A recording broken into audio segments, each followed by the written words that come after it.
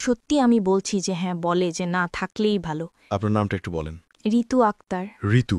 জি। পুরো নামটা কি ঋতু আক্তার নাকি সাদিয়া জাহান ঋতু। সাদিয়া জাহান ঋতু? আপনার কি আপনার অরিজিনাল নামটা এখানে বলছেন নাকি ছদ্ম? অরিজিনাল নাম। অরিজিনাল নামটাই বলছেন। জি। আপনি গল্পটা যখন বলতে আসছেন তার আগে আমার সঙ্গে আপনার কথা হচ্ছিল যে আপনি কেন বলতে চান। আপনি ফেস দেখাতে চাননি, আপনি দেখতে মাশাআল্লাহ যথেষ্ট সুন্দরী, এবং আপনি ফেস দেখাতে চাননি কারণ আপনার ব্যক্তিগত সামাজিক একটা সমস্যার কারণে। আর আপনি গল্পটা মূলত বলতে এসছেন শুধু হালকা হওয়ার জন্যে, নিজের মনটাকে হালকা করার জন্য, রাইট? জি। আচ্ছা, মানে সমাজের কাছে বা কারো কাছে কোনো কিছু পাওয়ার জন্য এখানে আসেননি। জি না। Listen this girl very very carefully, প্রিয় শ্রোতা। ও কারো জন্যে আসেনি, কারো কাছ থেকে ওর কোনো কিছু চাওয়ার নেই। ও শুধু ঘন্টা দুয়েকের জন্য এখানে এসছে, কুমিল্লা থেকে এসছে নিজের মনটাকে একটু হালকা করার জন্য। ওকে, শুরু করুন ঋতু। আপনার যেখান থেকে বলতে ইচ্ছে করে, যেভাবে বলতে ইচ্ছে করে আমি শুনবো, এবং লাখ লাখ শ্রোতাকে শোনাবো। আমরা খুব অধীর আগ্রহে অপেক্ষা করছি। আমার নাম ঋতু।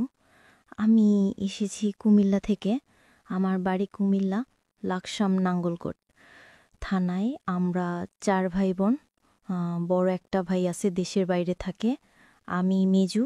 আমার ছোট একটা বোন আছে, তার ছোট আরেকটা ভাই আছে। তো ছোটবেলা থেকে আসলে ছোটবেলার গল্পগুলো বলতে চাই না, কারণ ছোটবেলায় আমার গল্প দিনগুলো অনেক সুখের কাটছে। আমার বাবা মা আমাকে যথেষ্ট, আমাকে না, আমাদের 4 ভাই বোনকে যথেষ্ট আদর স্নেহ ভালোবাসা সব কিছুই দিছে।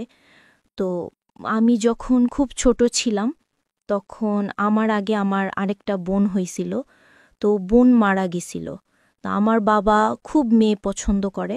সবসময় বলতেন যে আমার যদি 2টা ছেলে না হয়, আমার যদি 4টা মেয়ে হইতো, আমি আরও বেশি সুখে থাকতাম। তো যাই হোক, আমরা আমাদের একটা খুবই হ্যাপি ফ্যামিলি ছিল। বাবা কি করতেন? বাবা দেশের বাইরে থাকে। আমি যখন ক্লাস 8-এ উঠি তখন আমার কাছে একটা ফোন ছিল।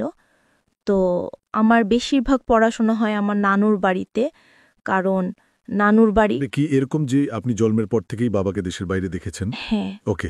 তো ওইখানে সবার সাথে যোগাযোগ রাখতাম এতটুকুই, কারণ নানুর বাড়িতে ছিলাম, তো উনি বেশি একটা কিছু বুঝতো না। তো সেজন্য আমার কাছে ফোনটা দেওয়া হয়েছে সবার সাথে কন্ট্যাক্ট করার জন্য। তো একদিন স্কুল থেকে আসছি 4টার সময়, এসে দেখি একটা অপরিচিত ফোন আসছে। অনেকবার ফোন আসছে, তো নাম্বারটা অপরিচিত দেখে আমি আরেকবার মিস কল দিই। দেওয়ার পর ওখান থেকে ব্যাক করার পর আমি সালাম দিই, যেটা বলার দরকার, ভালো বোথা জিজ্ঞেস করি। তারপর আমি ওনার নাম জানতে চাইছে, তো উনি ওনার নাম রবিউল বলছে। আমি বললাম যে আপনি কেন ফোন দিছেন, না কোত্থেকে নাম্বার পাইছেন? তো উনি বলল যে দেখেন, হয়তো আল্লাহ আপনার সাথে আমার কথা বলাই দিবে, সেজন্য আমি হয়তো আপনার সাথে কথা বলতে পারছি। তো তখন আমি বলছি ঠিক আছে স্যার, ফোন টোন দিয়েন না। তো বলে যে আপনার সাথে কথা বলতে কি সমস্যা? আমি বলছি যে হ্যাঁ, আমি পরিচিত কারোর সাথে কথা বলি না। তারপর ওদিন রেখে দিছে। রেখে দেওয়ার পর 2-1 দিন পর পরই ফোন আসে। তো ফোন আসার পর ভালো মন্দ জিজ্ঞাসা করার পর এতটুকুই, ভালো মন্দ জিজ্ঞেস করে, কি করেন, কি করতেছি, কি খাইছেন, এতটুকুই। মানে ওই সময়টাতে কি লোকটার নাম জিজ্ঞেস করা, কোথায় থাকে, কি করে? হ্যাঁ, অবশ্যই জিজ্ঞেস করছি। ওনার নাম বলছে রবিউল, নামটা ঠিক বলছে। উনি একটা এজেন্সিতে কাজ করত। ওনার বাড়ি হচ্ছে ডোমবাড়িয়া, গ্রামের নাম। জি। তো যাই হোক, ওখানে কাজ করে। তো একদিন আমাকে বলল যে আপনাকে একটা কথা বলবো, আপনি যদি কিছু মনে না করেন। তাই আমি বলছি ঠিক আছে বলেন। বলে যে যদি হ্যাঁ হয় তো হ্যাঁ বলবেন, আর যদি না হয় না বলে দিবেন, কিন্তু রাগ করবেন না। আমি বলছি ঠিক আছে, আমি রাগ করব না, আপনি বলেন। তো উনি আমাকে বলল যে দেখেন, আপনার কথাগুলো আমার খুব ভাল লাগে, আমি আপনার সাথে আপনার ফ্রেন্ড হতে চাই। ওকে। তাই আমি বললাম যে আপনার সাথে ফ্রেন্ড হব, আমাকে একটু চিন্তা ভাবনা করতে হবে। তো বলে যে কতদিন লাগবে? আমি বলছি 6 মাসও লাগতে পারে, 1 বছর লাগতে পারে, আবার 1 মাসও লাগতে পারে। বলে যে না না, এত লং টাইম তো নিতে পারবো না, আমি আপনাকে 1 সপ্তাহ সময় দিলাম। আমি বলছি না। তো উনি আমাকে খুব জোরাজুরি করতেছে। জোরাজুরি করার পরে আমি বলছি ঠিক আছে, আমি 1 সপ্তাহ পর, তবে 1 সপ্তাহের মধ্যে আপনি আমাকে আর ফোন কল কোনো কিছুই দিতে পারবেন না। তো রেখে দিছে। রেখে দেওয়ার পর 1 সপ্তাহ পর ফোন দিছে। ফোন দেওয়ার পর আমি বলছি যে হ্যাঁ ঠিক আছে, আমি আপনার বন্ধু হতে পারি, তবে এক শর্তে। তো বলল যে কি শর্ত? আমি বলছি জাস্ট বন্ধুই, বন্ধুর বাইরে আমি আর কোনো কিছু করতে পারবো না। বলছে ঠিক আছে, করতে হবে না। তো তখন আমি ক্লাস 8-এ উঠি, জানুয়ারি মাসের কথা।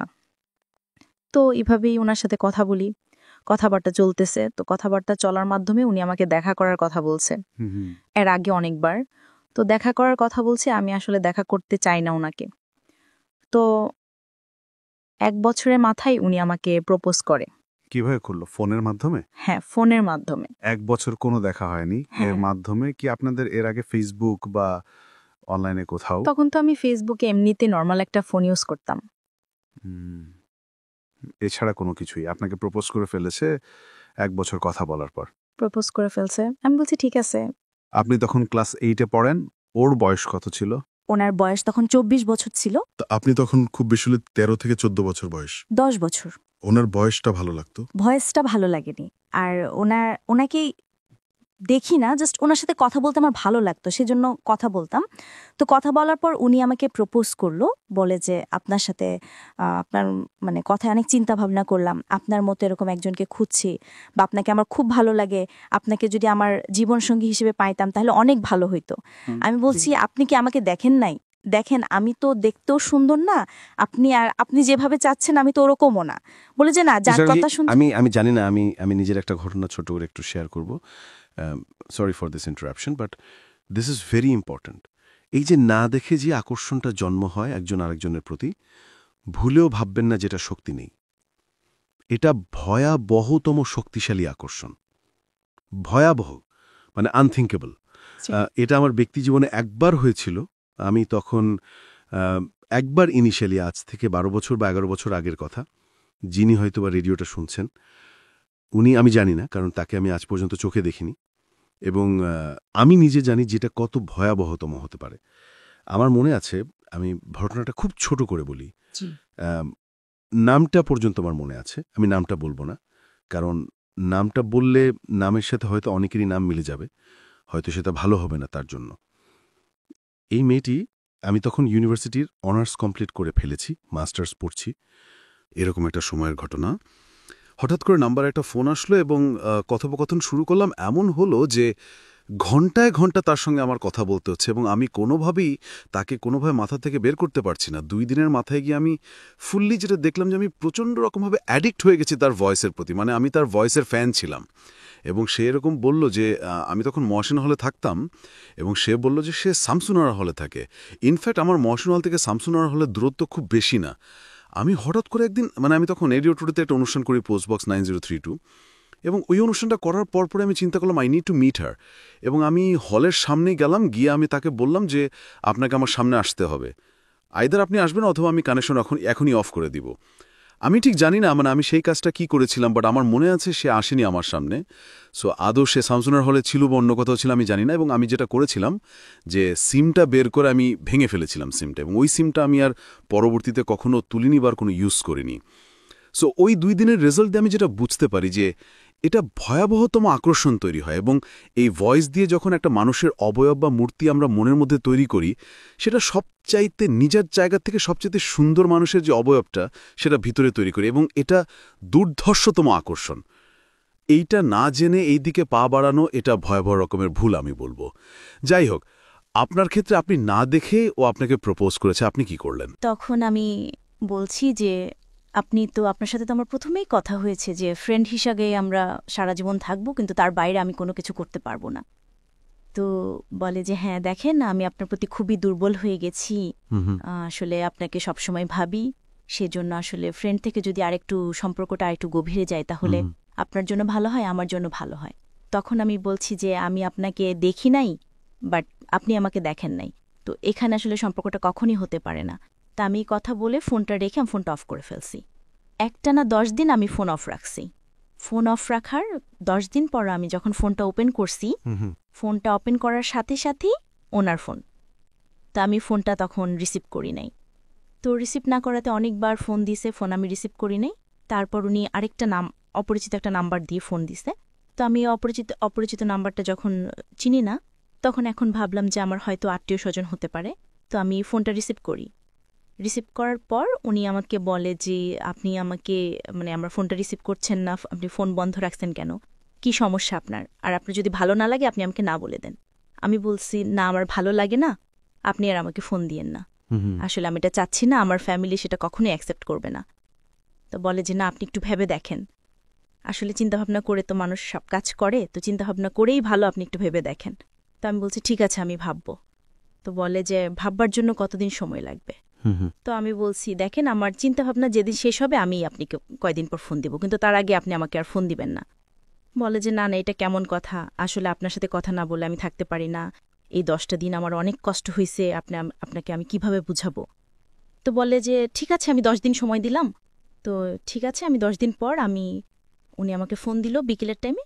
তখন আমি বলছি যে ঠিক আছে, আমি রাজি আছি।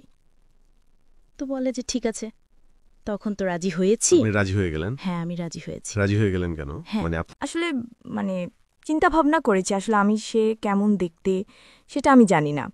তো তার কথাগুলো আমার ভালো লাগতো, আসলে তার কথাগুলো, হ্যাঁ তার কথার মধ্যে আমি খুবই দুর্বল ছিলাম।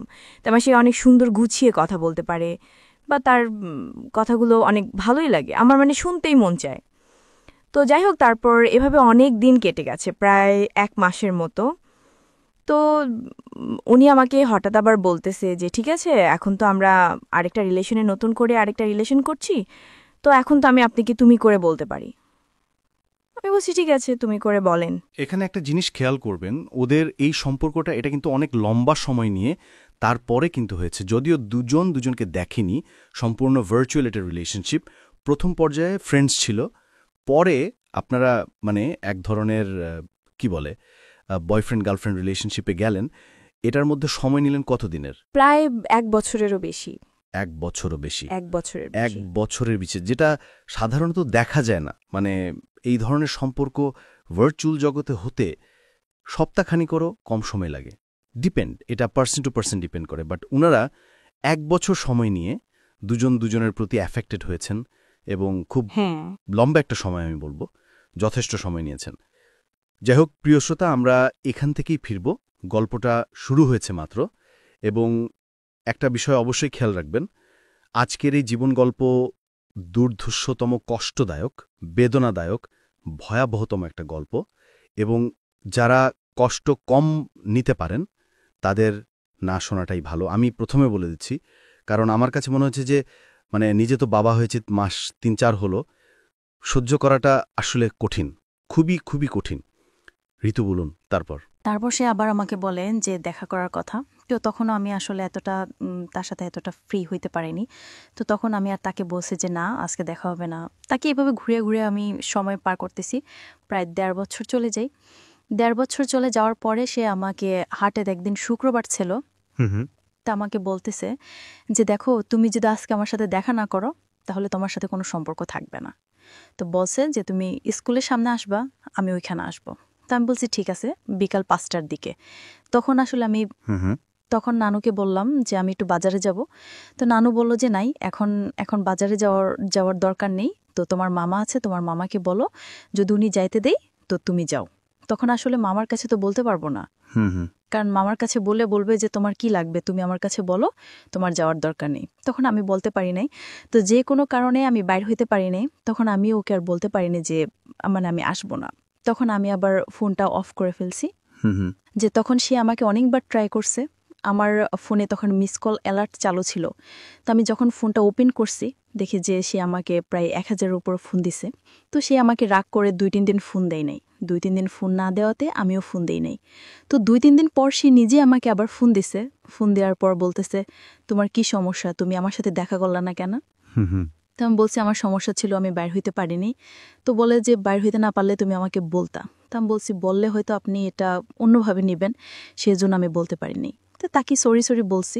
তো সরি বলার পর সে যাইলো, সেটা সমাধান হয়ে গেছে। কথা চলতে চলতে 2 বছর, তখন 2012 সাল, 12 সালের লাস্টের দিকে আমার বোন, তখন আমার আব্বু বাড়িতে আসছে বিদেশ থেকে। বাড়িতে আসার পর আমাকে বাড়িতে নিয়ে আসছে। তো আমি তাকে বলছিলাম যে আমার আব্বু বাড়িতে আসতেছে, তো আমি আপনার সাথে অনেকদিন কথা বলতে পারবো না, মানে যতদিন বাড়িতে থাকবো ততদিন কথা বলতে পারবো না, কারণ আমাদের বাড়িতে আসলে আবার কথা হবে, কথা বলতে পারবো না। তো উনি বলছে যে কেন? আমি বলছি আমার আব্বু বাড়িতে আসতেছে, তো আমি তো ফোনটা আবার ওইখানে নিয়ে যেতে পারবো না। তো বলে ঠিক আছে। তখন আমি বাড়িতে আসছি। আসার পর তো আমার আব্বু, আমার বোন, আমার ছোট ভাই, আমার বোনের একটা ফ্রেন্ড ছিল, আমার মামাদের বাসায় আসবো ঢাকায় উত্তরায়। সেটা আমি আসলে ওনাকে বলতে পারি নাই, যে কারণ আমি কারো ফোনও ধরতে পারি না। বাড়িতে গেলে আমি বিশেষ করে আম্মু বা আব্বুর ওনাদের ফোন ধরি না। তো ফোন না পেয়ে আমি ওনাকে বলতে পারি নাই। তো আমি ঢাকায় এসি, ঢাকায় সেখানে প্রায় 1 সপ্তাহ ছিলাম। বাসায় আসবো ঢাকায় উত্তরায়, সেটা আমি আসলে ওনাকে বলতে পারি নাই, যে কারণ আমি কারো ফোনও ধরতে পারি না। বাড়িতে গেলে আমি বিশেষ করে আম্মু বা আব্বুর ওনাদের ফোন ধরি না। তো ফোন না পেয়ে আমি ওনাকে বলতে পারি নাই। তো আমি ঢাকায় এসি, ঢাকায় সেখানে প্রায় 1 সপ্তাহ ছিলাম। তা 1 সপ্তাহ থাকার পর আবার বাড়িতে গেছি। তো বাড়িতে যাওয়ার পর আমার আব্বু কোনো একটা কাজে চিটং গেছিল। তো ওইখানে যাওয়ার পর আমি একটা সুযোগ পাইছি আমার নানু জঙ্গাড়িতে আসার জন্য। তো আমার নানুও ফোন দিছিল যাওয়ার জন্য। তখন আমি গেছি, গিয়ে আবার ওনার সাথেই কন্ট্যাক্ট করছি। তো কন্ট্যাক্ট করার পর বলে যে এতদিন কেন, তুমি তো বলছো কয়েকদিন তারপর আবার আসবা, এতদিন গ্যাপ ছিল কেন? তুমি বলছি ঢাকায় গেছিলাম আব্বুর সাথে, সেজন্য বলতে পারি নাই। তো এই ব্যাপারটা আমি ওনাকে বলি নাই। তো কেন ওইটা নিয়ে উনি আমার সাথে অনেক রাগ করছে যে তুমি ঢাকায় গেছো আমাকে বলছো না, নাহলে আমিও ঢাকায় যেতাম, দূর থেকে তোমাকে দেখতাম। আমি বলছি আমি বলতে পারি না, আমি সুযোগ পাই নাই। তো এটা নিয়ে অনেক ঝগড়া হয়েছে। ঝগড়া হওয়ার পর উনি বলছে, উনি আমাকে টুইটে করেই বলতেছে যে তুই আর আমাকে ফোন দিবি না। আমি বলছি ঠিক আছে, আমি ফোন দিব না। মানে ক্রেজি হয়ে গেছে আর কি, এত বারবার আপনাকে দেখতে যাচ্ছি, আপনি সামনে আসতে চান না। হ্যাঁ, আসতেছে না। হ্যাঁ। পরে ঠিক আছে, তখন আমি আর তাকে মানে সে আমাকে ফোন দিবে না কেন সেটা আমার জানার আগ্রহ ছিল না। ফোন না দিলে আসলে আমি তার সাথে মানে তার প্রতি অ্যাট্রাকশন হয় নাই। আমি আসলে তার কথাগুলো আমার ভালো লাগতো, সেজন্য আমি তার সাথে কথা বলতাম।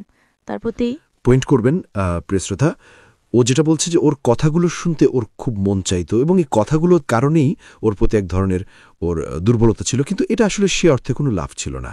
ওকে। তো সে আমাকে আবার নিজেই ফোন দিছে। ফোন দেওয়ার পর বলে যে তুমি এত পাষাণ মানুষ, তোমার মেয়েরা নাকি মেয়েদের মন নাকি অনেক নরম থাকে, তো তুমি এত শক্ত মনের মানুষ, আমি আসলে কখনো ভাবি নাই। তো আমি রাগ করে ফোন রেখে দিছি, তোমার উচিত আমার রাগ ভাঙানো, আমাকে ফোন দাও। তুমি সেটা না করে তুমি উল্টা রাগ করে বসে আছো। তো ওনার কথাগুলো আমি আসলে অতটা কেয়ার করতাম না, যেটা বলতে এটাই শুনতাম। 2012 সালের প্রায় মাঝামাঝি আমি আবার ঢাকায় আসি। আমার মামারা সবাই মিলে কক্সবাজার যাবে। আমি ঢাকায় আসি আবার, তাই মনের কাছে বলছি যে আমি কক্সবাজার যাব, আমরা সবাই মিলে কক্সবাজার যাব, ওখানে অনেক দিন থাকবো, আপনার সাথে আমার কথা হবে না। তো বলি যে আমার যদি ছুটি থাকতো তাহলে তো আমিও যেতে পারতাম। তো বলে যে ঠিক আছে, তোমরা যেদিন যাবে তার একদিন আমাকে ফোন দিও। তো আমরা যেদিন যাব তার একদিন ওনাকে ফোন দিছি। তো উনি যেতে পারবেন, উনি ছুটি নিতে পারে নাই। তো আমরা চলে গেছি, ওখানেও প্রায় 15 দিনের মতো ছিলাম। পরদিন থেকে আবার যখন কক্সবাজার গেছি তখন আমার মামারাও সাথে ছিল। তো মামার এক বন্ধু ছিল, তো সাথে ছিল, তো উনি আবার ওখানে গেছে। তো আমরা ওখানে অনেক আনন্দ করলাম, সবাই মিলে একসাথে ছিলাম, আড্ডা দিলাম। তো ওই ছেলে আবার আমাদের সাথে ছিল। তো আমি আবার ঢাকায় যখন কক্সবাজার থেকে যখন ব্যাক করি, তখন ওই ছেলে আমার আরেকটা মামাতো ভাই ছিল, ওর নাম হচ্ছে রাফি। ওর কাছে আবার মানে আমার আরো ডিটেলস জানতে চাইছে যে মেয়েটা কে বা কি। ছেলেটা রবি ছিল, রাজু। ওকে। তো কি করে বা কোথায় থাকে, তো বললো যে এটা আমার সম্পর্কে মামাতো বোন হয়, তো এরকম এরকম। তো বললো যে সে ফোন ইউজ করে, তো আমি যে ফোন ইউজ করি সেটা তার ওনারা জানে না। তো বললো যে না, ফোন ইউজ করে না কেন? তো বলে যে না, এমনিতেই। তখন আমার মামা যখন বাড়িতে আসে শীতের সময়, তখন ওই ছেলে আবার আমাদের সাথে মামাদের সাথে আমাদের বাড়িতে আসছে। তো মামাদেরকে কে দাওয়াত করাই, ওনারা ওই ছেলেও আসছে আমাদের সঙ্গে বাড়িতে। তো আমাদের বাড়িটারই দেখলো, আমাদেরকে দেখলো, তখন আমার সাথে কথা বললো, হাই হ্যালো এতটুকুই। কি করো, কোন ক্লাসে পড়ো? তখন আমি ক্লাস 9-এ পড়ি। তো বললো যে ঠিক আছে, তো এখন তো ছুটি, তো তোমার মামার সাথে আবার ঢাকায় যাও, গিয়ে ঘুরে আসো, আমরাও তো আছি, সবাই একসাথে আনন্দ হবে। তো আমি বলছি দেখি যদি আম্মু দেয় তাহলে। তো উনি আমার মামাকে বললো, বলার পর আমার মামা আর আম্মুকে বললো। তো গেলাম, গিয়ে ওইখানে প্রায় 20-25 দিন ছিলাম। এর মধ্যে ওর সাথে আর আমার কোনো যোগাযোগ হয় নাই। হ্যাঁ, রবিউলের সাথে আমার আর কোনো যোগাযোগ হয়নি। আপনাদের বাড়িতে আমি আর ওখানে ছাড়তে পারি না, আমাদের বাড়িতে আমি আর ওখানে যেতে পারিনি, ওনাকে কখনো কোনো মেসেজ বা ফোন দিতে পারিনি। তো আমি আবার চলে গেছি। তো কথাবার্তা বলে যে তুমি ফোন ইউজ করো, আমি বলছি না, আমি ফোন ইউজ করি না, আসলে বাসা থেকে সেটা কেউ দিবে না। তো বলে যে আমি তোমাকে যদি একটা ফোন কিনে দিই তুমি নিবে? বলছি কেন, আপনার ফোন আমি নেব কেন, আর আপনি আমার কি হন? রাজু এটা বলতেছে, বলে যে নাও, মাঝে মাঝে তোমার সাথে কথাবার্তা বলবো। তো এখানে বিষয়টা গুলিয়ে ফেলবেন না। রাজু এবং রবিউল, রাজুটা হচ্ছে ওরা আত্মীয় সম্পর্কে একজন, আর রবিউলটা হলো যে ছেলেটার সঙ্গে প্রথম দিকে ভার্চুয়ালি মানে ফোনের মাধ্যমে কমিউনিকেট, কিন্তু এখনও দেখা হয়নি। ওদের মধ্যে এক ধরনের সম্পর্ক রয়েছে, বয়ফ্রেন্ড গার্লফ্রেন্ড বলা যেতে পারে, বাট ঠিক সে অর্থে ম্যাচুরেটেবল রিলেশনশিপ না, অন্তত এই মেয়েটার সাইড থেকে না। ওকে, ঠিক আছে, বলুন তারপর। তো রাজু আমাকে, যখন আমি চলে আসব তখন রাজু, আমার মামা আর ওই মামাতো ভাইটা আমাকে বাস পর্যন্ত বাসে উঠাইছে, মামা আমার সাথে আসছে, আর মামার সাথে ওনার আসছে, এগিয়ে দেওয়ার তো আসছে। ওরা আজ ওখানে মানে আমি চলে যাচ্ছি মানে এটা দেখে ও কান্নাকাটি করতেছে। কান্নাকাটি করার পর আমি আসলে ব্যাপারটা দেখছি, তারপরও বুঝতে পারলাম না, বুঝার মতো করেছিলাম। তো আমি যখন চলে গেছি তখন ও আমার মামার যে জামা কাপড় নেওয়ার একটা ব্যাগ ছিল, ওই ব্যাগের মধ্যে ও একটা ফোন কিনে রেখে দিছে, সেটা আমি জানি না। তো না জানার পর আমি বাড়িতে গেছি, সোজা আমার ননদের বাড়িতে গেছি। ননদের বাড়িতে যাওয়ার পর জামা কাপড় যখন ওটা থেকে বের করছি তখন দেখছি একটা মোবাইলের বক্স। তো আমার কাছে আশ্চর্য লাগতেছে, মোবাইলের বক্স, এটা কে দিল? তখন আমি কাউকে বিষয়টা না বলে আমি এটা খুললাম, খুলে দেখি একটা phone, mobile phone, Samsung mobile phone ছিল। ওইটার মধ্যে আবার একটা চিঠি ছিল। তো দেখলাম, দেখার পরে চিঠিটা পড়লাম। চিঠির মধ্যে লেখা ছিল যে মানে রাজু যে আমাকে ফোনটা দিছে সেটার জন্য আমি কাউকে না বলি, সেটা শুধুমাত্র আমাকে দিছে আমার সাথে একটু কথা বলার জন্য বা খোঁজখবর নেওয়ার জন্য, বাস এতটুকুই। আর যদি ওর মোবাইলটা আমার নিতে ইচ্ছা না হয় তাহলে সেটা ফেলে দেওয়ার জন্য, কিন্তু কাউকে না বলার জন্য এটা লিখে দিছে।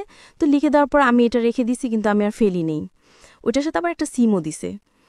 তো আমি ওইটা ওপেন করছি, করার পর ও আবার অনেকগুলো মেসেজ করছি। আমি ফোনটা ওপেন করার পর অনেকগুলো মেসেজ পাইছি, কেমন আছি, কোথায় আছি। ও তো রাস্তার মধ্যে ফোন দিছে, তো আবার ফোনও দিছিলাম মনে হয়।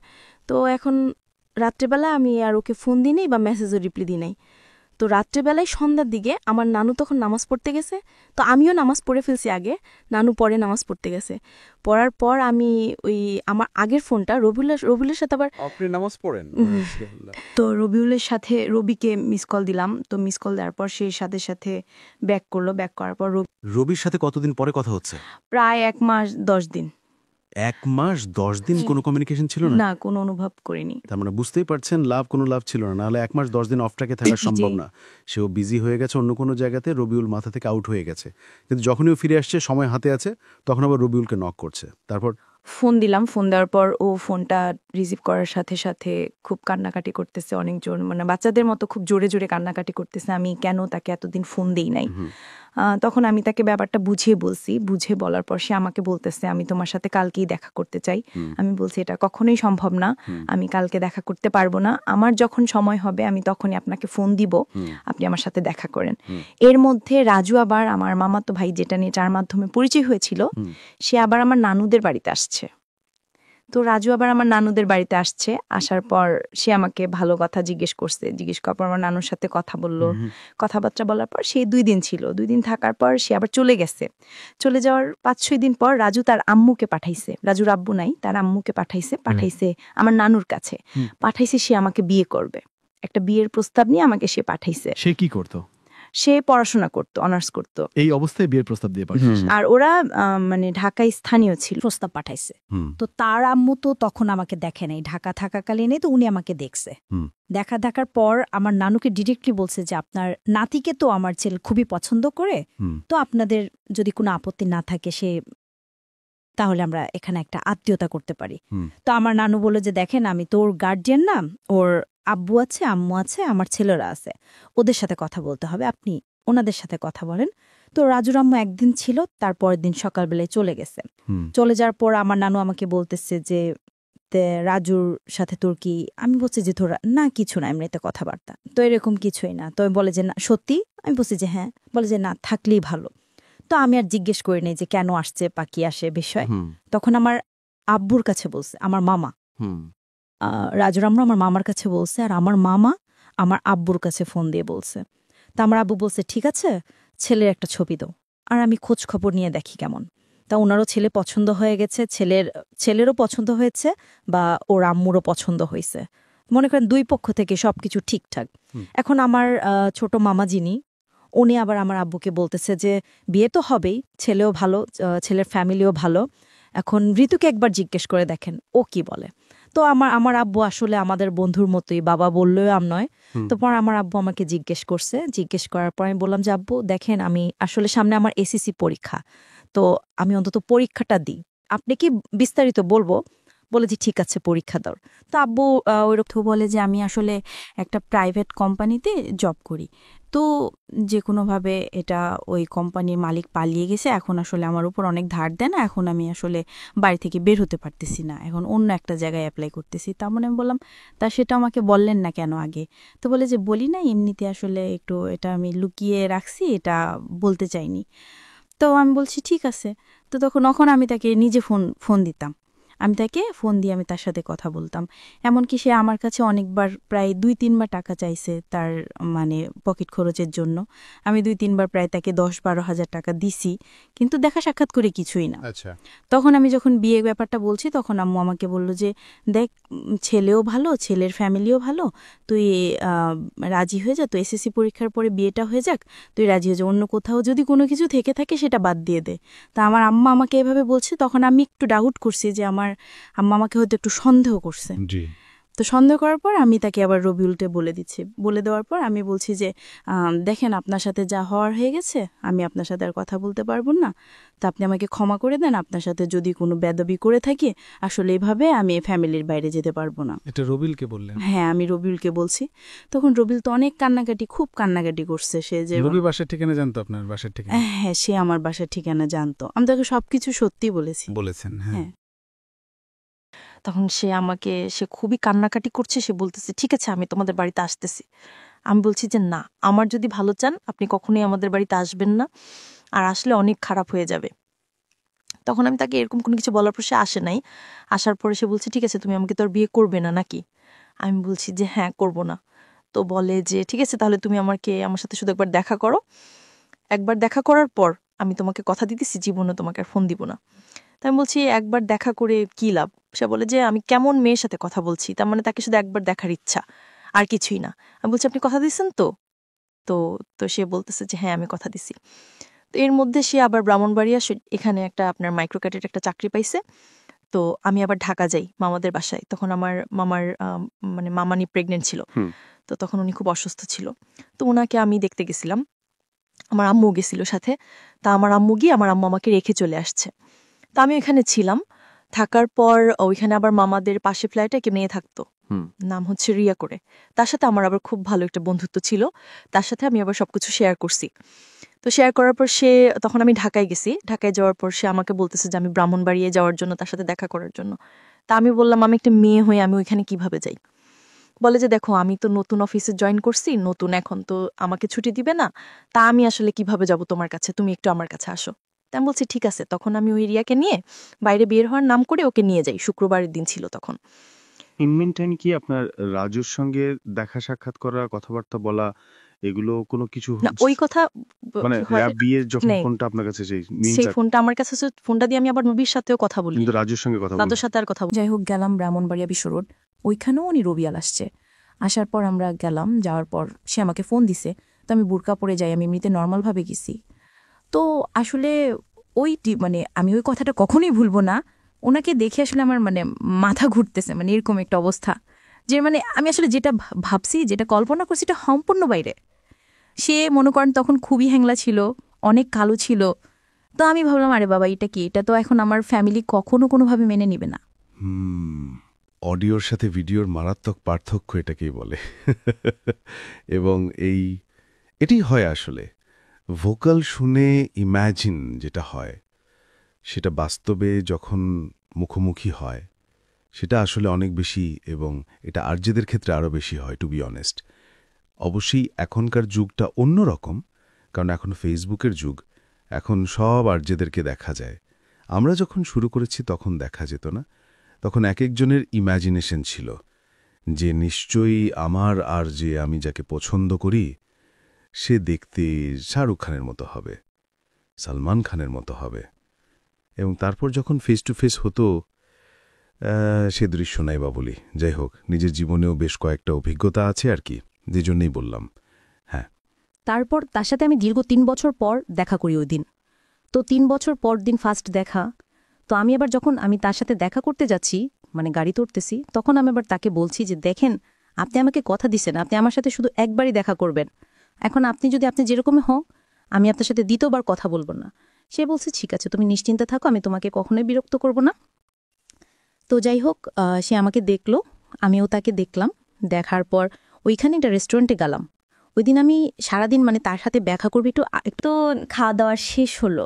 শেষ হওয়ার পর তখন আমার যখন বাসে যেতেছি, মানে সে আমাকে বাসে তুলে দিবে, তখন সে আমাকে জিজ্ঞেস করতেছি যে তোমাকে আমার পছন্দ হয়েছে, আমাকে তোমার পছন্দ হয়েছে কি না।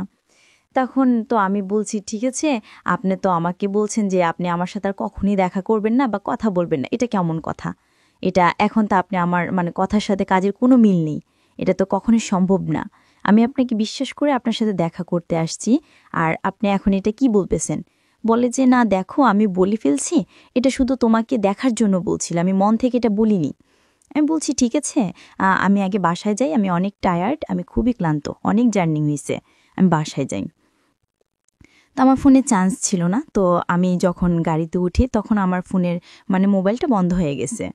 তো আমি বাসায় গেছি, বাসায় গিয়ে গোসল করলাম, গোসল টোসল করে ফ্রেশ হয়ে খাওয়া দাওয়া করে বাসায় গিয়ে মোবাইলটা চার্জ বন্ধ রেখে চার্জে দিছি। আমি মোবাইলটা আর খুলিনি। তো অনেকক্ষণ সময় হয়ে গেছে, যখন বাসায় আসতে আসতে 6টা বাজছে, 6টা। তো আমি ওনার সাথে আমি ফোনটা ওপেন করি 8টার সময়।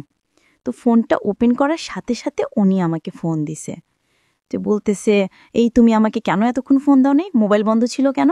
যে আমি জানো আমি কতক্ষণ টেনশনে ছিলাম, যে তুমি আমাকে কেন ফোন দাও নাই, আমি কত টেনশনে ছিলাম, আমাকে টেনশনে রাখতে ভালো লাগে।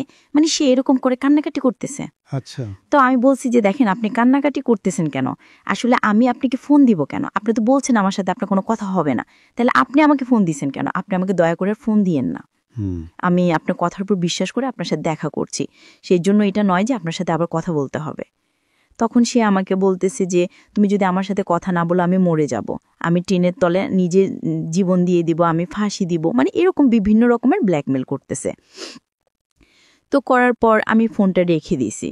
তখন ওনার সাথে আমার মানে কথা বলতে ভালো লাগতেছে না, যে কি কথা বলবো। আসলে তখন মনে হইতেছে যে একটা মানুষকে যদি মনে দেখে ভালো না লাগে, তখন তার সাথে কথা বলাটা আসলে ভালো লাগতো।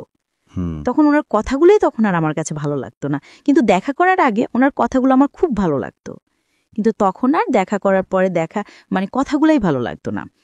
তখন আমি রেখে দিয়েছি। রেখে দেওয়ার পর উনি আমাকে বারবার ফোন দেয়, আমি ফোন রিসিভ করে না।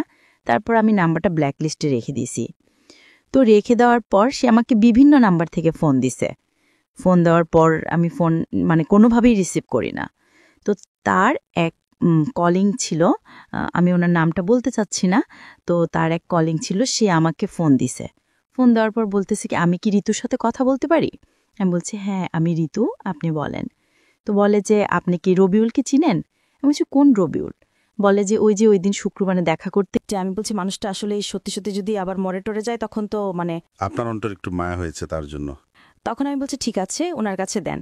তো বলে যে উনি তো এখনো জ্ঞান অবস্থায় আছে, ওনার জ্ঞানে আসলে আমি আপনাকে ফোন দিব। তো বিকেলের দিকে উনি আবার ফোন দিছে। ফোন দেওয়ার পর বলতেছে যে নেন রবিউল ভাইয়ের সাথে কথা বলে। তো আমি বলছি তখন আমি ওনাকে তুই তৈরি করে বলছি, আমি বলছি যে তোর সমস্যা কি? তুই আমাকে বলছিস যে তুই আমার সাথে আর কথা বলবি না, আমাকে আর ফোন দিবি না, তো তুই এরকম করতেছিস কেন? তুই কি আমাকে ফাঁসি দিয়ে যেতেছ? সামনে আমার বিয়ে, আমি তো তোর সাথে কখনই কথা বলতে পারবো না। তো সে আমাকে বলতেছে তুমি আমাকে যা গালি দাও, মারো, যাই করো, আমি তোমাকে বারবার ফোন দিব। আর তুমি যদি তাও আমার ফোনে ফোন রিসিভ না করো বা মোবাইল বন্ধ করে রাখো, সমস্যা নেই, আমি তোমার বাড়ি চিনি, আমি তোমার আব্বু আম্মুকে গিয়ে বিস্তারিত যা বলার বলে দেব। তা আমি বলি কি বলবেন? বলে যে যা বলার বলবো, যাতে তোমার আব্বু আম্মু কখনো মুখ দেখাইতে না পারে, তুমিও না দেখাইতে পারো। তখন আমি বুঝতে পারছি সে আমাকে এক ধরনের ব্ল্যাকমেল করতেছে। তখন আমি বলছি যে ঠিক আছে তাহলে আমাকে কি করতে হবে? বলে যে তুমি আমার সাথে কথা বলবা। আমি বলছি ঠিক আছে, তো আমি কথা বলবো। ভয় পেলেন? হ্যাঁ আমি ভয় পেয়ে গেছি, কারণ ও আমার বাসা চেনে, বাড়ি চেনে। এখন যদি আমাকে বাবাও বাড়িতে থাকে না। তখন কি বাবা বাড়িতে থাকতো না সৌদি আরবে? না, চলে গেছে, দেশের বাইরে চলে গেছে। সুতরাং ভয় হয়েছে, বড় ভাই যেহেতু শাসন করতে পারে। হ্যাঁ এখন আম্মু তো বাড়িতে আছে এখন, আর বলছে যে সে বাড়ির আশেপাশের মানুষদেরকেও জানাইবে। ওকে।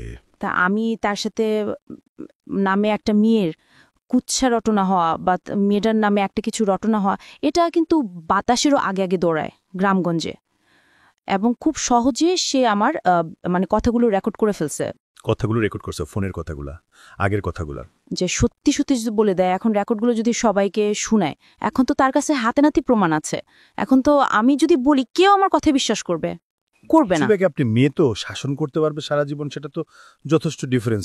এটা বুঝতে অসুবিধার কথা নয়। তখন আমি বলছি ঠিক আছে আমি আপনার সাথে কথা বলবো।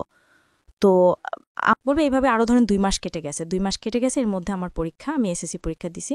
তো এসএসসি পরীক্ষা যেদিন শেষ হবে সেদিন বিকেলে সে আমাকে ফোন দিছে, না তার আগের দিন বিকেলে ফোন দিছে। তার আগের দিন বিকেলে ফোন দিয়ে বলতেছে যে তোমার এসএসসি পরীক্ষা এসে তোমার তো কালকে পরীক্ষা শেষ, তাহলে তুমি তার স্কুলেও যেতে পারবা না, বাসা থেকে বের হতে পারবা না, তুমি আমার সাথে জাস্ট একটু দেখা করবা, আমি তোমার সাথে দেখা করবো, অনেকদিন দেখা করি না। আমি বলছি ঠিক আছে আমি দেখা করবো। তখন আমাদের থানা লাকসাম বলছে যাওয়ার জন্য।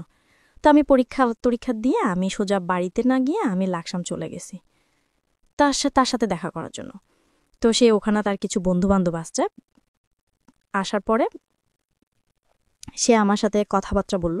সে বলল যে চলো আমরা একটু ঘুরে আসি, লাকসাম ফায়জান্নেসা কলেজের নাম মনে হয় শুনছেন, ওইখানে সে আমাকে বলে যে ওই জায়গাটা একটু সেফ আছে, আমরা একটু কথা বলি। আমি বলছি যে না আমি কথা বলতে পারবো না, আমাকে বাসা যেতে হবে, বাসা সবাই টেনশন করবে, আমি বলে আসিনি। বলে যে না একটু সময় 5 মিনিট সময় দাও। তখন আমি ওখানে গেছি, দেখি যে তার অনেকগুলো বন্ধু, তার প্রায় 10-12 জন তার বন্ধুরা চলে আসে, আমাকে ভাবি বলতেছে ভাবি। তখন আমার কাছে আশ্চর্য লাগতেছে, আমি কি ব্যাপার ওরা কোত্থেকে আসছে। বলে যে এখানে ওরা অনেকদিন পর ওরা ঢাকার বাইরে থাকে, কেউ চিটাং থাকে, কেউ বরিশাল থাকে, বিভিন্ন জন বিভিন্ন জায়গায় থাকে, তারা এখানে আসছে, তো তোমাকে দেখতে চাইছে, এজন্য দেখাইতে আসছে। তখন আমি বলছি ঠিক আছে তাহলে আমি চলি। তখন আমার কাছে একটু ডাউট লাগছে, তখন ওয়েদারের মানে ভাবভঙ্গি আমার ভাল লাগতেছে না। তো আমি চলে যাওয়ার জন্য বলছি, সে আমার হাতটা ধরে ফেলছে, ধরে বলছে। আমি তখন আমি রাগ করে ফেলছি যে আপনি সমস্যা কি, আপনি আমার হাত ধরছেন কেন, আপনি আমার হাত ছাড়েন। বলে যে না তুমি আসছো তোমার ইচ্ছায়, তুমি তো তোমার ইচ্ছা যেতে পারবে না, তুমি আমার ইচ্ছা যেতে হবে।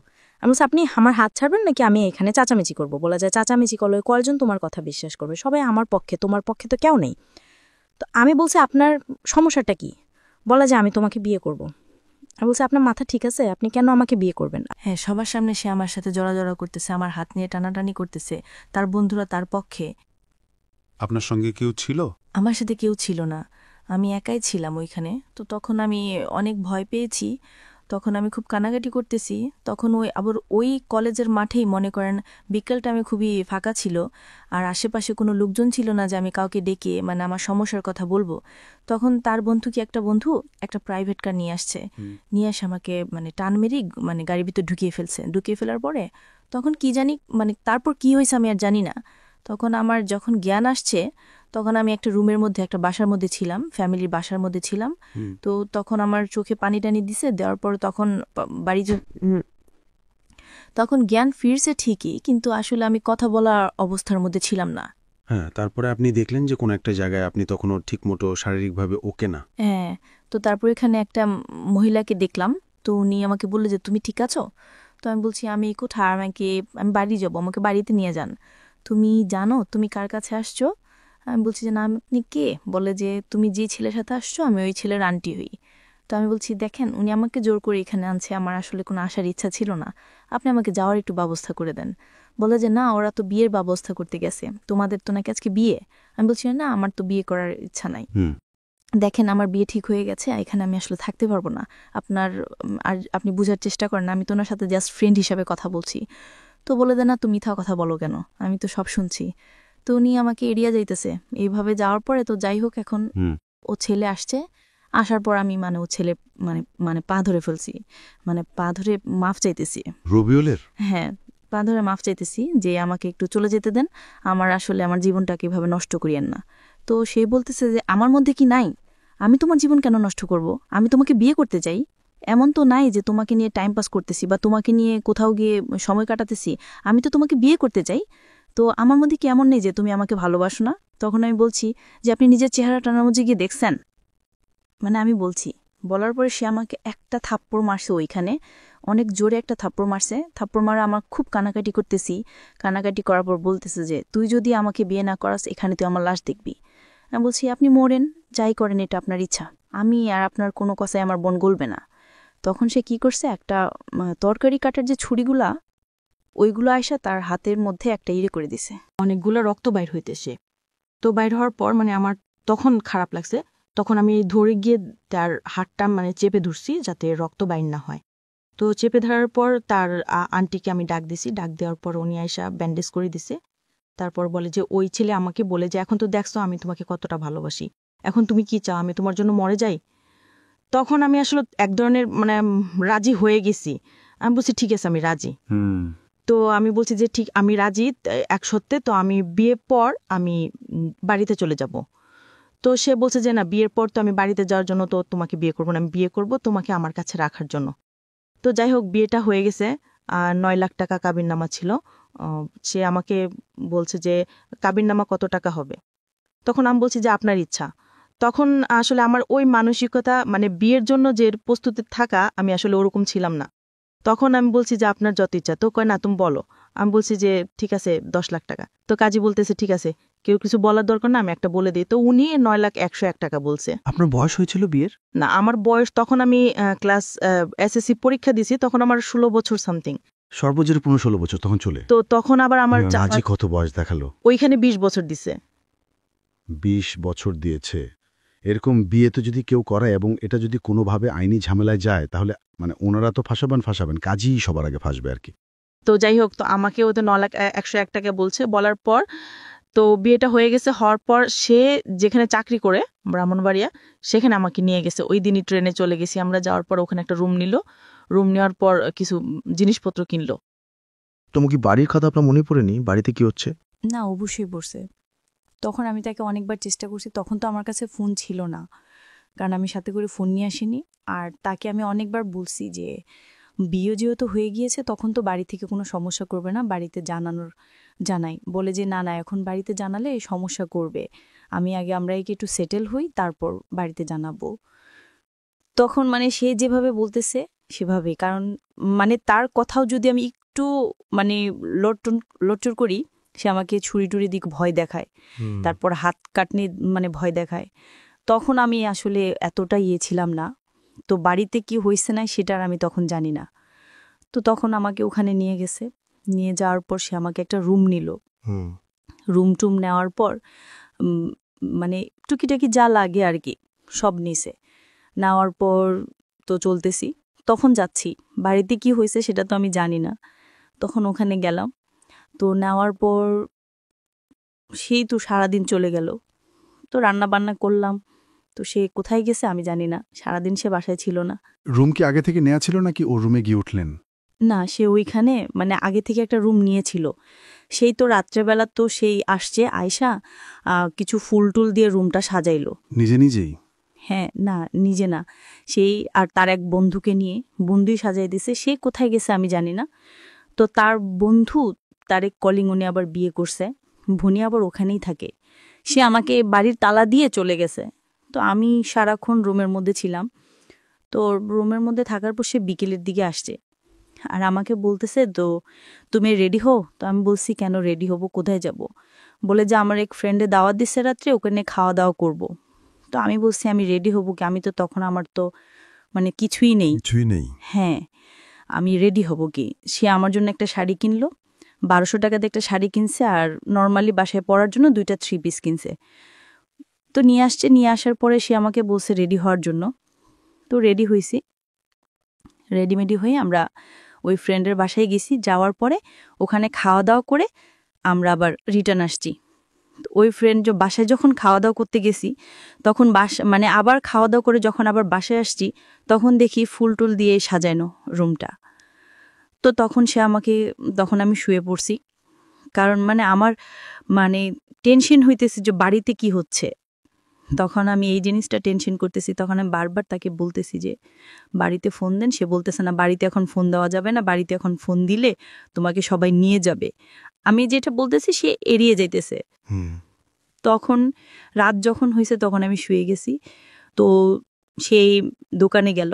দোকানে গিয়ে আমার খুব মাথা ব্যথা করতেছে, আবার পুরো শরীরে জার্নিং করছি, পুরো শরীর মানে ব্যথা হয়ে গেছে। সে আমার জন্য ব্যথার কিছু ওষুধ নিয়ে আসতে গেছে। তো আসেই দেখে যে মানে আমি তখন আমার চোখটা একটু বুঝে আসছে। তো সে যে দরজা খুলছে আমি টের পাইছি। টের পাওয়ার পর আমি ওই সেম মতে শুয়েছি। শোয়ার পর আমি একবার এক পাশে গিয়ে শুয়েছি। তো শোয়ার পরে সে আসছে, আয়সা আমাকে উঠাইলো, বলে যে তোমার না বেশ হইলে ব্যথা করতেছে, ওষুধ খাও। তো আমি ওষুধটা খাইছি। খাওয়ার পর কিছুক্ষণ পর ব্যথাটা একটু কমে আসতেছে এরকম অনুভব হইতেছে।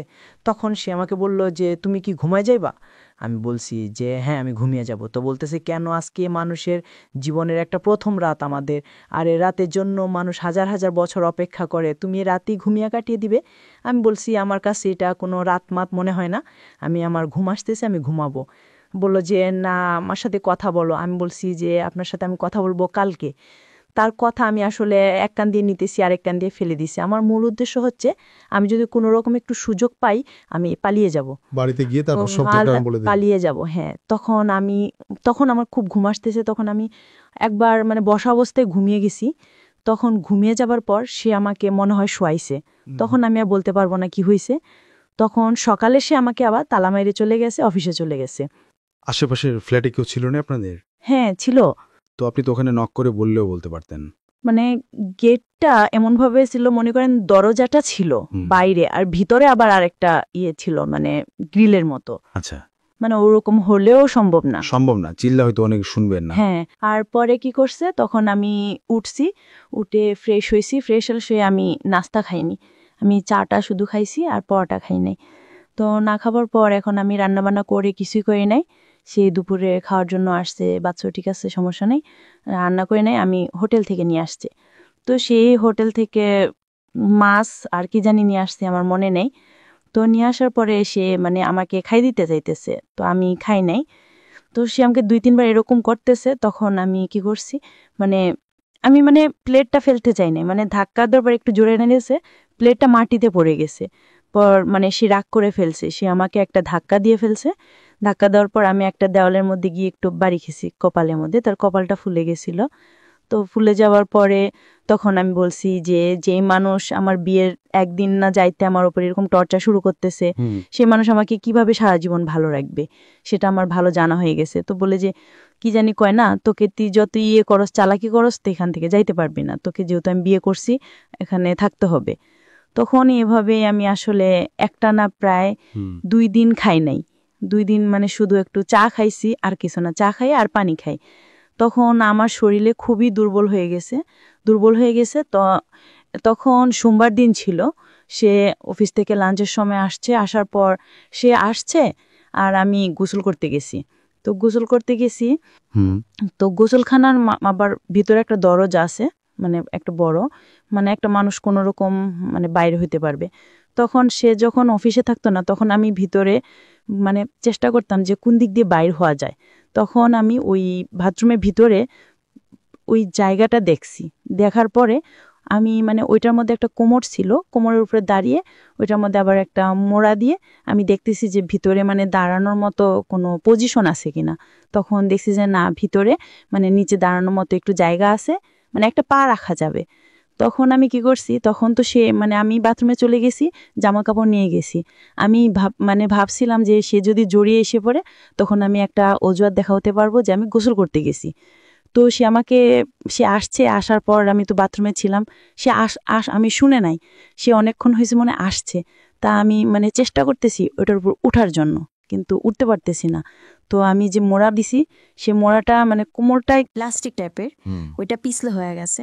তো ওইটা স্লিপ খেয়ে আমি পরে মনে করেন একবার পুরোপুরি অজ্ঞান হয়ে গেছি। আর শরীরটা খুব দুর্বল ছিল, আমি খাইনি, অজ্ঞান হয়ে গেছি। অজ্ঞান হয়ে যাওয়ার পরে সে আওয়াজ পাইছে, আওয়াজ পাওয়ার পরে সে দরজাটা ধাক্কাইতেছে। তো দরজার সিট কিনেছিল, সেটাও ধাক্কাইতে ধাক্কাইতে খুলে গেছে। খুলে যাওয়ার পর সে আমাকে রুমে আনছে, রুমে আয় না তো একটা ডাক্তার আনছে। তো ডাক্তার আনার পর ডাক্তার বলতেছে কি ব্যাপার, উনি তো খুবই দুর্বল, ওনাকে একটা স্যালাইন দিতে হবে। তো বলছে ঠিক আছে স্যালাইন দেন। তো ডাক্তার আমাকে একটা স্যালাইন দিল। স্যালাইন দেওয়ার পর আমার জ্ঞান আসছে, আমার হাতে স্যালাইন দাও। সে আমার পাশে বসে আছে, আমার মাথায় হাত বুলাই দিতেছে। তো সে বলল যে তোমার সমস্যা কি, তুমি খাওয়া দাওয়া করো না, তুমি কি মরে যাবা নাকি? আমি বলছি যে হ্যাঁ মরেই যাবো। বলে যে তুমি মরে গেলে আমি থাকবো কি করে? তো আমি বলছি আপনি কিভাবে থাকবেন সেটা তো আমার জানার বিষয়, যখন আমি আপনার কাছে ছিলাম না তখন তো আপনিই ছিলেন। এরকম বলতেছে, আমি সব কথা তার খুব, সে যদি নর্মালি কথা বললে আমি একটু রাগ দেখে কথা বলি। 5-6 দিন চলে যাওয়ার পর সে একদিন রাত করে আসছে। আসার পর আমি শোয়া ছিলাম, ঘুমেও ছিলাম আবার জাগাও ছিলাম, এরকম একটা অবস্থা। সে আইসা মনে করেন এক ধরনের আমার উপর জোরাজোরি করতেছে, যেরকম স্বামী স্ত্রীর মধ্যে একটা ফিজিক্যাল রিলেশন যেটা হয়, সেটা ওদিন ফার্স্ট ওদিন হয়ে গেছে। আপনার অনিচ্ছা সত্ত্বে? হ্যাঁ, আমার অনিচ্ছা শর্তে। So it was rape. হ্যাঁ, এটা আমার অনিচ্ছা শর্তে। লিগ্যালি যদি এটা বলি, আইনত এটা হচ্ছে রেপ। এবং অনেকের ধারণা নাই, আপনাদের সবার অবগতির জন্য জানাচ্ছি, সেটা হচ্ছে যে অনেকেই মনে করেন যে বিয়ে করার পরে এই ধরনের সম্পর্ক এটা রেপ হয় না, কিন্তু বাংলাদেশের নারী নির্যাতন আইন অনুযায়ী আপনারা যদি ইন ডিটেলে যান তাহলে বিবাহোত্তর রেপ হয়। এবং স্ত্রীর অনিচ্ছার সত্ত্বে যদি এই ধরনের কোনো অ্যাক্টিভিটিজের মধ্যে যাওয়া হয় তাহলে সেটা রেপের পর্যায়ে পড়ে, এবং এটার জন্য কিন্তু চাইলে স্ত্রী আইনত অ্যাকশনও নিতে পারে না। এবারে বিয়ন্তর সম্পর্কের জন্যও কিন্তু মেয়েকে পারিশ্রম্য দেওয়া ব্যর্থ।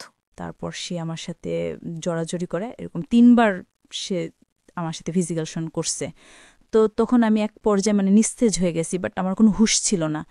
তো হুঁশ না থাকার পরে সকালে আমি মানে হাঁটতেই পারতেছি না, মানে এরকম একটা অবস্থা। তো পরে উনি অফিসে যাওয়ার সময় ওদিন আর আমাকে তালা দিয়ে যান নাই। যেদিন তার আগের দিন যে ফিজিক্যাল হয়েছে, তো তার সকাল থেকে সে আমাকে তালা দেওয়া যায় না, দরজা খোলা ছিল। তো সে আমাকে বলল যে যদি খারাপ লাগে নিচে তার আবার এক বন্ধুর আম্মা থাকে, তো উনি ওনার সাথে গিয়ে কথা বলতে পারবা, বা আমি ওনাকে বললে যাব, উনি তোমার সাথে এসে কথা বলবে। তো তখন আর তা বাইরে তালা দিয়ে যায়নি। তো আমি তখন চিন্তা করলাম যে মানে আমার মনে একটা ধারণা আসছে, যেহেতু এতদিন বিয়ে হয়েছে ঠিক, কিন্তু আমাদের মধ্যে কোনো কিছু ছিল না, তখন আমি বাড়িতে চলে গেলে মানে আমি বলতে পারতাম যে আমি পারফেক্ট, আমার মধ্যে কোনো sense of society, sense of virginity, sense of our social এথিক্সের ইম্পর্টেন্ট পয়েন্ট খেয়াল করবেন। এটা ওকেও মনে করতেছে বিয়ে হয়েছে ঠিক আছে, কিন্তু আমাদের মধ্যে তো কোনো ফিজিক্যাল ডিলিউশন ছিল না। সুতরাং আমি যেভাবেই হোক এখান থেকে আমি বলতে পারবো যে না, আমাদের মধ্যে কিচ্ছু হয়নি। এইটা হচ্ছে আমাদের প্রিমিটিভ থট অফ সোসাইটি, মানে একদম প্রাগৈতিহাসিক আমলের একটা ধারণা। আর যখন এটা হয়ে গেছে, ওর মধ্যে একটা চেঞ্জ আসছে। চেঞ্জটা কি বলে? তখন আমি ভাবলাম যে গেছিলাম, মানে আমি গেট পর্যন্ত চলে গেছি, উপর থেকে নিচে নেমে গেট পর্যন্ত চলে গেছি। চলে যাওয়ার পর মানে দেখতেছি আমি মানে আমার হাঁটতে খুব কষ্ট হইতেছে, তো আমি কাঁদতেছি। তখন দারোয়ান আমাকে জিজ্ঞেস করলো যে ম্যাডাম আপনার কি হয়েছে? আমি বলছি যে না কিছু হয়নি। বলে যে আপনি কাঁদতেছেন কেন? তো আমি বলছি যে না আমার আসলে একটু শরীরটা খারাপ, এই জন্য। তো বলে যে আমি কি আপনাকে বাসায় দিয়ে আসবো? আমি বলছি যে না ঠিক আছে। তখন মানে আমার কথা শুনে ওই যে তার বন্ধুরা আম্মার কথা বলে উনি আবার বের হয়ে আসছে, বলে যে কি ব্যাপার তো তুমি কেন বাইরে হয়েছো, তোমার নাকি শরীর খারাপ, তুমি বাইরে হয়েছো কেন, চলো চলো তোমাকে বাসায় দিয়ে আসি। তখন উনি আমাকে ধরে ধরে আমাকে রুমে এনে শোয়া দেওয়া চলে গেছে। চলে যাওয়ার পর তখন না মানে কারো মানে একটা ফোন যে পাবো, মানে কারোর কাছ থেকে নিয়ে আমি ফোন করবো, মানে ওরকম একটা ইয়া নেই। তখন উনি আবার আসছে কিছুক্ষণ পর, বলে যে তুমি কি তোমার কি খিদা লাগছে বা কিছু খাইবা? আমি বলছি যে না আন্টি আমার খিদা লাগে না, আপনি আপনাকে একটু গরম পানি করে দেন। বলে যে গরম পানি দিয়ে কি করবা? বলে যে আমি একটু বাথরুমে যাবো। পরে উনি আমাকে একটু গরম পানি করে দিয়েছে, আমি বাথরুমে গিয়ে ফ্রেশ হয়ে আসছি। পর আমি বলছি কি আপনার কাছে কি ফোন আছে? বলে যে কেন? আমি বলছি আমি একটু আমার আম্মুর সাথে কথা বলবো বা আব্বুর সাথে কথা বলবো, আসলে তাদের কথা খুব মনে পড়তেছে, আমার খুব খারাপ লাগতেছে, একটু কথা বলে আমার ভালো লাগে। বলে যে তুমি কিছু মনে করো না, রবিউল তো আমাকে না করছে তোমার কাছে ফোন না দিতে। তো তখন ভাবলাম যে বইলো লাভ নেই। তখন ভাবলাম যে যাই হবার হয়ে গেছে, বিয়ে তো একবারই হবেই, তো আমার ভাগ্য হয়তো এটা ছিল। আপনি মেনে নিলেন। জি, এটা হয়তো মানতই না যদি কত তাড়াতাড়ি ঘটনাটা না ঘটতো। এবং দেখুন একটা মেয়ের কাছে, আমাদের সমাজে একটা মেয়ের কাছে এই বিষয়টা কতটা ইম্পর্টেন্ট, এবং সেন্স অফ দ্য সোসাইটি যেটাকে বলি, আমাদের ধারণাটা এভাবেই দেওয়া হয়েছে ছোটবেলা থেকে যে একটা মেয়ের সঙ্গে এটা হয়ে যাওয়া মানে হচ্ছে তার সবকিছু গেছে, সবকিছু শেষ। জি, ছেলেটার কথা কিন্তু চিন্তাও করা হয় না। এবং দেখুন ও বিয়ে হওয়ার পরেও ফাঁকফোকর খুঁজছে যে যেভাবেই হোক না কেন বের হয়ে যাবে। যখন এইটা হয়ে গেছে তখন সে নিজের মনকে বুঝ দিচ্ছে যে না, বিয়ে তো একটাই হয় মানুষের জীবনে, ওকে ফাইন। তার মানে চিন্তা করে দেখুন, এবং খুব জেনে খুব আশ্চর্য হবেন, কিছুদিন আগেও এরকম একটা নিয়ম ছিল, সরকার থেকে এরকম একটা আইন বাধ্যবাধকতা বোধহয় এরকম একটা অনুমতি দেওয়া হয়েছিল যে রেপ করে যদি তাকে বিয়ে করা হয় তাহলে তার শাস্তিটা ওরকম শাস্তি হবে না, এরকম একটা, আমি ডিটেল জানি না, এরকম একটা ছিল যেটা নিয়ে অনেক আলোচনা সমালোচনা হয়েছে বিভিন্ন মহলে। পরবর্তীতেও ওটা বোধহয় সংশোধন করা হয়েছে, আমি ডিটেল জানি না, যারা ল নিয়ে ভালো পড়াশোনা করবেন তারাই বা জানবেন। সো এটা কিন্তু সরকার ইচ্ছা করে করেনি, এটা আমাদের সামাজিক চালচিত্র, এবং খুব ভয়ানক রকমভাবে একটা বিশাল রকমভাবে একটা রং কনসেপশন। এবং এই রং কনসেপশনটা যুগের পর যুগ ধরে আমরা আমাদের সামাজিকতায় আমরা লালন পালন করে চলেছি। Very very wrong conception. একটা শারীরিক সম্পর্ককে জীবনে এত বড় কজ হিসাবে দেখা হয়, এত বড় ইম্পর্টেন্ট বিষয় হিসাবে দেখা হয়, যেটা পুরো জীবনটাকে মোল্ড করে ফেললো, পুরো জীবনটাকে দুমড়ে মুচড়ে ফেললো, কিছুই যা আসা না। বরং একটা শারীরিক সম্পর্ক হয়ে গেছে, তার মানে ঠিক আছে ওর কাছে আমি ধরাবাঁধা। Very rubbish thinking. Think about it. ওটাই তো একটা জিনিস আটকে রাখতে পারে না মানুষকে। এই মেয়েটার ক্ষেত্রে কি হয়েছে দেখেন, সামনের দিকে আগাই আমরা। বলেন তারপর শুনছি, শেষে দিয়ে যাওয়া গেল। আমি নিজেকে নিজেই বুঝাইতেছি। তখন ভাবলাম যে যা হবার হয়ে গেছে। তো এক পর্যায়ে তো কয়দিন আমি তার সাথে খুবই খারাপভাবে আচরণ করতাম, বা আসি আমাকে কোনো কিছু জিজ্ঞেস করলে আমি তার উল্টোটার উত্তর দিতাম। তো আজকে আসার পর আমি রান্নাবান্না করছি, রান্নাবান্না কইরা তারপর গোসল টোসল ঘরটার মুইছে আমি বসে রইছি, সে আসলে একসাথে খাবো। তো সে আসার পর আমরা একসাথে খাইছি। খাওয়ার পর সে বলতেছে তোমার তো মন খারাপ, চলো আমরা একটু ঘুরতে যাই। তো আমি বলছে কোথায়? বলে যে এখানে একটা নদী আছে, ওখানে নদীতে বিকেলবেলা সবাই ঘুরতে যায়, তো চলো তোমাকে নিয়ে একটু ঘুরতে যাই। ওকে, তারপর কি হলো? তারপর তখন ঘুরতে যাওয়ার পর এখানে সবাই তার পরিচিত যারা আছে সবাই জিজ্ঞেস করতেছে, হ্যাঁ কিরে রবিউল, এটা কে? তো বলতেছে তোর ভাবিটা। পরে সেই যে একটু বাইরে যাইতাম বা সবার সাথে একটু বাইরে যারা ছিল বা আন্টি যারা ছিল তাদের সাথে একটু কথাবার্তা বলতাম, তাদের সাথে একটু ফ্রি হয়ে গেছি।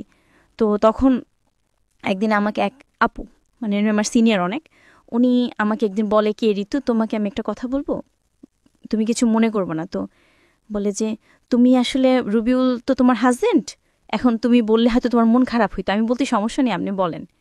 বলে যে দেখো তোমরা একসাথে চলাফেরা করে আসলে তোমার সাথে আসলে তোমরা দুজনকে একসাথে মানায় নেয়। তুমি কোথায়, রবিউল কোথায়, ওর নামে বিভিন্ন রকমের কথা বলতেছে। তখন আমার কাছে আসলে খারাপ লাগতো যে কেন ওই কথা বলবে। তো তখন একটা দিক যখন আমি ওকে মন থেকে মেনে নিছিলাম যে আমার যেহেতু বিয়েটা হয়ে গেছে, তখন যা হবারও হবে, তখন আমি পুরোপুরিভাবে ওকে ভালোই বাসছি, যে পুরোপুরিভাবে ওর প্রতিও দুর্বল হয়ে গেছি। তো তখন আমি ওকে বললাম যে দেখেন আপনি অফিস থেকে ছুটি নিতে পারবেন? তো বলে যে কেন? আমি বলছি আপনি আগে নেন, তারপর আমি বলতেছি। তাকে আমি 3 মাস বাসায় রাখছি। 3 মাস বাসায় রাখছি বলতে যাতে কেউ কিছু বলতে না পারে, বা তার স্বাস্থ্যের দিক থেকে, তারপর ফেসের দিক থেকে, বা তার আচ্ছা, আপনি তাকে তৈরি করতেছেন আপনার ফ্যামিলির জন্য, যাতে করে বাইরের মানুষ যেহেতু এরকম বলতেছে তারা আমার ফ্যামিলিতে কখনো কেউ মেনেই নিবে না। হ্যাঁ, তখন আমি তাকে ডাক্তারের সাথে কথা বলে বিভিন্ন রকমের রুচিকর, যাতে রুচি হয় খাবার, ওষুধ বা পুষ্টিকর যে খাবারগুলো আছে একটা মানুষ বা ভালো মতোই হওয়ার জন্য সবগুলোই আনছি। তো 1 মাস যখন হয়ে গেছে, এখন ও তো চাকরি করে না। এখন 1 মাস একটা মানুষ 1 মাস বসে বসে খাইলে কতদিন যায়? আর ওরও তখন এক্সট্রা কোনো টাকা নেই। তো আমি কি করছি, যে ঢাকায় থাকাকালীন যেই রিয়ার কথা বললাম, তো রিয়ার কাছে আমি ফোন দিলাম। পরে রিয়াকে